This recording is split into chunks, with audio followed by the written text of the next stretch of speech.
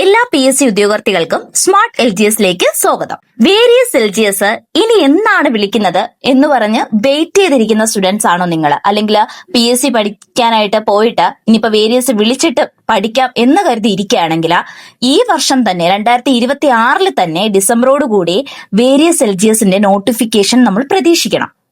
അത് മാത്രമല്ല, age limit ഇപ്പം പ്രായപരിധി 36 നിന്നും 40 മാറ്റിയിട്ടുണ്ട്. അപ്പൊ നമുക്ക് എഴുതുന്ന ആളുകളുടെ എണ്ണം കൂടുതലാണ്. എത്ര പേരാണ് തിരിച്ച് PSCയിലേക്ക് വരാൻ വേണ്ടി നിൽക്കുന്നത്? അപ്പൊ നമ്മൾ പഠനം ഇപ്പോഴേ തുടങ്ങണം. അതുപോലെ തന്നെ ഡിഗ്രിക്കാരെ ഒഴിവാക്കിക്കൊണ്ടുള്ള എക്സാം ആണ്.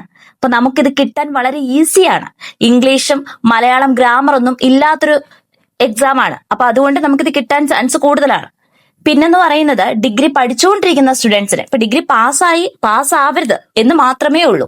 ഡിഗ്രി പഠിക്കുന്നവർക്കോ അല്ലെങ്കിൽ ഡിഗ്രി ഫെയിൽ ആയവർക്കൊക്കെ എഴുതാൻ പറ്റുന്ന ഒരു എക്സാം ആണ്.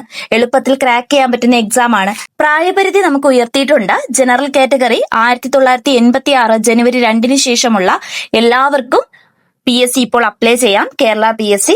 അതുപോലെ തന്നെ OBC നമുക്ക് 3 വർഷവും കൂടി ഇളവ് കിട്ടും. 43 വയസ്സ് വരെയാണ്. 1983 ജനുവരി 2 ശേഷമുള്ള എല്ലാവർക്കും അപ്ലൈ ചെയ്യാം.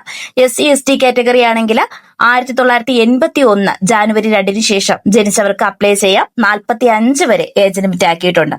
അപ്പം ഇത്രയും PSCയില് LGS അല്ലെങ്കിൽ LDC പോലുള്ള എക്സാംസ് തുടങ്ങിയ എല്ലാ PSC എക്സാംസിനും എഴുതാൻ പറ്റാതെ ഏജ് ലിമിറ്റ് കാരണം പുറത്തു പോയവര് എല്ലാവരും തിരിച്ച് വീണ്ടും ഇതിലേക്ക് വരികയാണ്. അതുകൊണ്ട് നമുക്ക് സമയം ഒട്ടും വേസ്റ്റ് ചെയ്യാനില്ല. നമ്മൾ സ്റ്റാർട്ട് ചെയ്തേ പറ്റൂ. നമുക്കിപ്പോ ഡിഗ്രി ഇല്ല എന്ന് പറഞ്ഞിരിക്കുന്നവരാണെങ്കിൽ തീർച്ചയായിട്ടും നിങ്ങൾക്ക് കിട്ടാൻ പറ്റുന്ന ഏറ്റവും വലിയ ചാൻസ് ആണ്. ഓക്കെ.